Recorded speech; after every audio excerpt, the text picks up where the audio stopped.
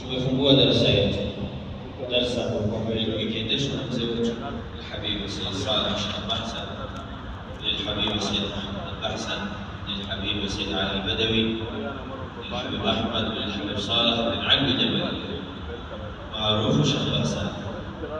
Yeye ndio alikuwa mwenyewe darasa zaidi kwa miaka mingi zaidi ya 10, lakini kwa sababu ya mtihani alizokupatia na dhurufu za maisha kwamba ni mambo kwamba mwanadamu hawezi kuyakimbia. Siku zote tusema watu kariri haya kwamba shaira tumia 8 la budda minhu ala al-fata wala budda an tajri alayhi 8. Mambo 8 mwanadamu lazima yakupitikie na hawezi kuyakimbia mambo 8 haya: sururun wa huzn, furaha na huzuni. Kuna siku za furahi, jambo lolote lilo nyumbani, mtoto wako mfurahishe, mke wako mfurahishe, kazini mfurahi. Sisi watu wa mipira, timu yetu ikishinda tutafurahi, wa halu majal. Inshallah mwezi mtoto furaha za kweli inshallah.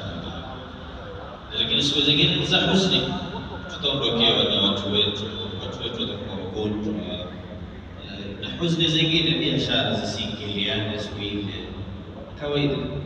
Wajtima'un wa furqatun, na siku tutatangamana, tutakuwepo hapa darasani sote, tuko wallahi alhamd, tunaojuana tujua, tuonana kila siku kila wiki.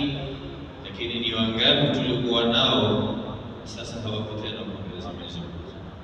Wangapi tumekuwa nao mfano wa Al-Habib Saleh kwa sasa hivi kwa sababu ya maradhi na mtihani walionao hayupo na sisi hapa.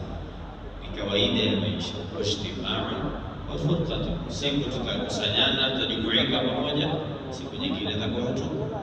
Kazi kwako, wangapi walikuwa wakifanya kazi nchi za nje, walikuwa na marafiki na watu na ndugu kule nje, maisha yamewaregesha katika nchi zao za Kenya, wako tena na wao. Ni kawaida ya maisha, wajtima'u wa usrun wa yusrun. Na kuna siku kutakuwa mambo mazito, mambo yatakuwa hayako sawa. Tupige mfano kila siku hapa wale watu ambao kwamba utawaona na kibe lake la njugu au na mkokoteni wake wa nguo au na kibanda chake cha mboga, na siku atakaa pale na mazunguke na kibe lake, yeye asimuuzie mtu. Jua kali linapopasa kila mmoja alifahamu, na kuna siku atasimama mahali pamoja tu, atauza kila kitu kwa wakati mmoja tu. Kabla saa 6 ashafunga hesabu, pengine kama ni mtu ashapeleka hesabu zake. Mambo mengine huwa mazito.